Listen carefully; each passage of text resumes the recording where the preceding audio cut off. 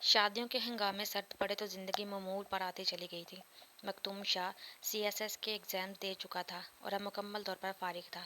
उसका पहला मिशन वहीद काज़मी से मुलाकात का था, जो उसके लिए अमेरिका दरियाफ्त से कम नहीं था।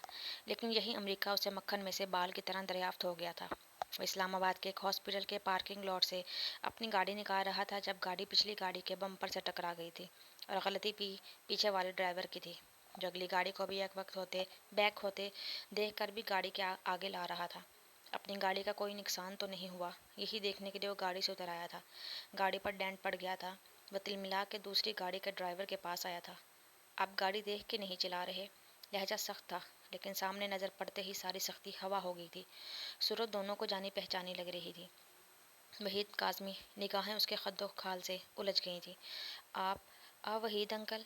वो बेयकीन सा खड़ा था, जुबान बेरब्त हो गई थी। तुम ख़याम शाह के बेटे हो? वो भी गाड़ी से उतर आए थे। मखदूम ने उनको तस्वीरों में ख़याम शाह के साथ देखा था और धुंधली सी शिनाख्त हुई थी। यही हाल वहीद काज़मी का भी था। उन्होंने भी ख़याम शाह के नैन नकूश ज़रा मुश्किल से खोजे थे।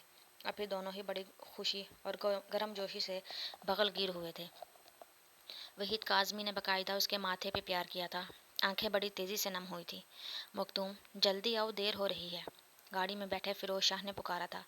चचा साईं, वहीद अंकल, वहीद काज़मी, उसने लपक कर बेरब्त से अल्फाज में कहा और गाड़ी से उतरते फिरोज शाह वहीद काज़मी को देख कर हैरान रह गए। उन्होंने मुद्दत बाद एक दूसरे को देखा था। बहुत साल पहले वहीद काज़मी ख़याम के साथ चंद रोज़ गाँव में गुजारने आए थे और ख़याम ने अपने इकलौते दोस्त की खूब आवभगत की थी। यूँ सारे भाइयों से जान पहचान हुई थी और अब इतने साल बाद मेरी और ख़याम की दोस्ती कॉलेज में पहले दिन ही हो गई थी। शायद ये हमारी ज़हनी हम आहंगी थी कि हमें अजनबियत का ज़रा भी एहसास नहीं हुआ था। हम 2-4 दिनों में ही बेतकल्लुफ़ हो गए थे और ये हमारी बेतकल्लुफ़ी ही थी कि मैं उसे अपनी मंगेतर की बातें सुनाने लगा। वो मेरी बातें दिलचस्पी से सुनता था, क्योंकि उसने खुद कभी किसी लड़की में इंटरेस्ट नहीं लिया था।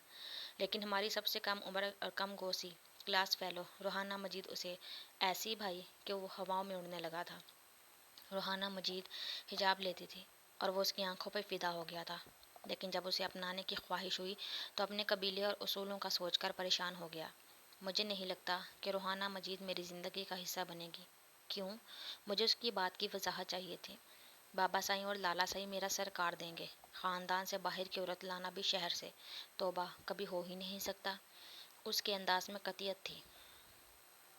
यार, वो लोग तुमसे बहुत प्यार करते हैं, मान जाएंगे, मैंने समझाया था। वो मुझसे प्यार करते हैं, कोई शक नहीं, लेकिन मुझसे ज़्यादा प्यार अपने उसूलों और रस्म व रिवाज से करते हैं। वो अभी भी इनकारी था। वैसे मैंने तो सुना है ये कबायली लोग बेटों के मामले में बड़े आज़ाद ख्याल और बेटियों के मामले में बड़े सख्त और तंग नज़र होते हैं। मैंने डरते डरते कहा था और वो मेरा डर भांप गया था, इसीलिए हंस पड़ा। यार, लोगों की बातें हैं सिर्फ, वरना अपनी नाक और पगड़ ऊंचा रखने के लिए बेटी और बेटे दोनों को छुरी तले रखने से गुरेज नहीं करते। वो सख्त झुंझलाया हुआ था। रात भर उसने मेरा सर खाए रखा और सुबह तक मैं जिद हो चुका था। उसे मुख्तलिफ आइडियाज़ भी दिए, मगर वो किसी तौर ना माना। लेकिन अगले 2 रोज़ तक मामला बिल्कुल ही उलट जाएगा, हमें अंदाज़ा नहीं हुआ था। रूहाना मजीद कॉलेज से गायब थी। मैंने उसके कहने पर खुफिया अंदाज में एक लड़की से उसकी गैर हाजिरी का पूछा तो पता चला कि उसके वालिद मोहतरम का शदीद एक्सीडेंट हुआ है और वो हॉस्पिटल में है। रूहाना की वालदा तो पहले ही हयात नहीं थी, अब बाप की हालत उसे पागल कर गई थी। हम हिम्मत करके यादत के लिए चले गए और फिर मुसलसल 5 रोज़ ख़याम ने मजीद न्याजी की खूब खिदमत की। रूहाना का और कोई बहन भाई और रिश्तेदार नहीं था, वो अकेली थी। इस अकेलेपन में ख़याम का सहारा पाकर मजबूत हो गई थी। वैसे भी वो 2 साल से ख़याम शाह की खामोश मोहब्बत को महसूस करती आ रही थी। यही वजह थी कि 3-4 दिनों में ही वो उसे अपने करीब समझने लगी थी। लेकिन एक्सीडेंट के 2 हफ्ते बाद मजीद न्याजी की मौत उसे तोड़ गई और मुझे भी ऐसा लगा कि ख़याम को उसका साथ देना चाहिए, उम्र भर का साथ। और फिर मेरे मशवरे और इसरार पे वो उससे शादी के लिए राज़ी हो गया। मैं जानता था कि वो दिल से ऐसा ही चाहता है, मगर घर वालों का सोच कर रुक जाता है। लेकिन जब मैंने कहा कि दिल तेरा है, ज़िंदगी तेरी है, फ़ैसला भी तेरा होना चाहिए, तो वो कुछ बहल सा गया। एक शब दोनों की रजामंदी से उनका निकाह हो गया।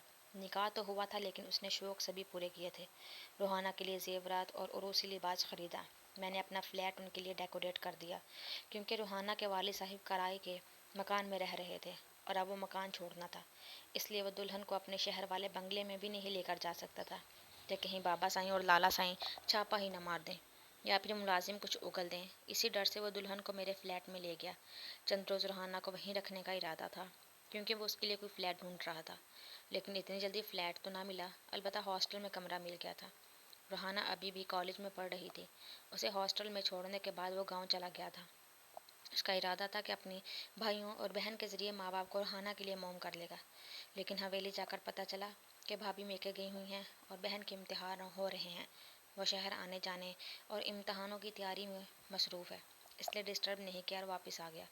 لیکن واپس آ کر بھی یہی بتایا تھا کہ بابا سائیں نے کوئی فیصلہ کیا ہے جو شاید دوسری پارٹی کو ناگوار گزرا ہے، اس لیے زندگی میں پہلی بار اپنے فیصلے سے انحراف ہونے کی وجہ سے وہ بھپرے ہوئے ہیں اور کچھ عرصے تک ان سے بھی بات کرنے کا کوئی امکان نہیں، لہٰذا فی الحال چپ ہی بہتر ہے۔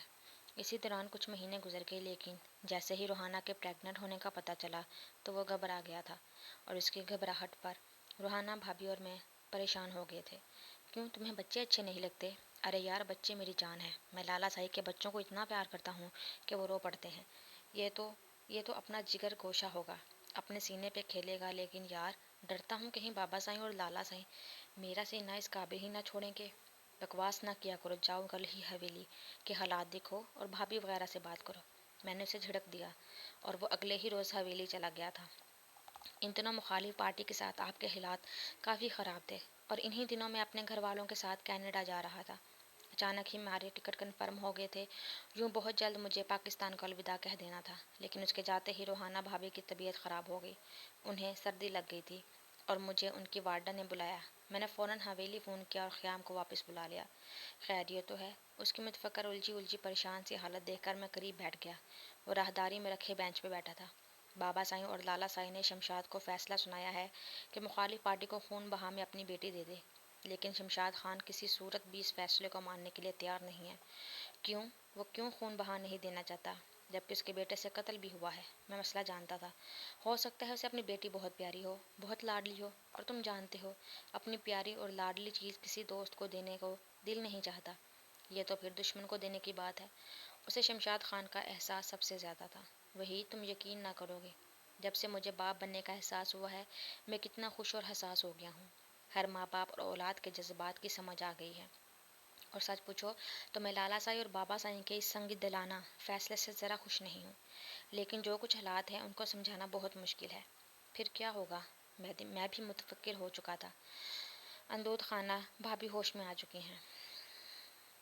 جو کچھ ہوگا میں تمہیں صبح بتاؤں گا، وہ کہہ کر اندر چلا گیا۔ رات کو ان کو ہاسپٹل میں رکھنے کے بعد ڈاکٹر نے ڈسچارج کر دیا تھا اور بیڈ ریسٹ بتایا تھا۔ ان کو دوبارہ ہاسٹل چھوڑ وارڈن کو بھاری رقم دے کر ان کا خیال رکھنے کی تاکید کی اور اسے بنگلے پہ آ گئے۔ میں اپنا سارا بینک بیلنس تمہارے اکاؤنٹ میں ٹرانسفر کر رہا ہوں اور یہ روحانہ کے کچھ زیورات بھی تمہارے لاکر میں رکھوا رہا ہوں۔ اس کے علاوہ چند روز پہلے تم نے جو بنگلہ مجھے دیا تھا وہ میں خریدنا چاہتا ہوں، آج اور ابھی۔ اس نے اپنا لاکر کھول کر سب کچھ میرے سامنے رکھ دیا اور میری حالت عجیب سی ہوگی۔ یہ سب کیا کر رہے ہو اور کیوں کر رہے ہو؟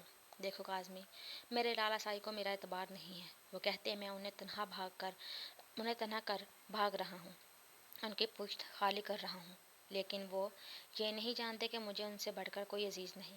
میں تو انہیں ابھی تک صرف اس لیے سمجھاتا رہا ہوں کہ ایک بیٹی کا معاملہ ہے اور کبھی کبھی بیٹیاں بیٹوں سے بھی زیادہ پیاری ہو جاتی ہیں۔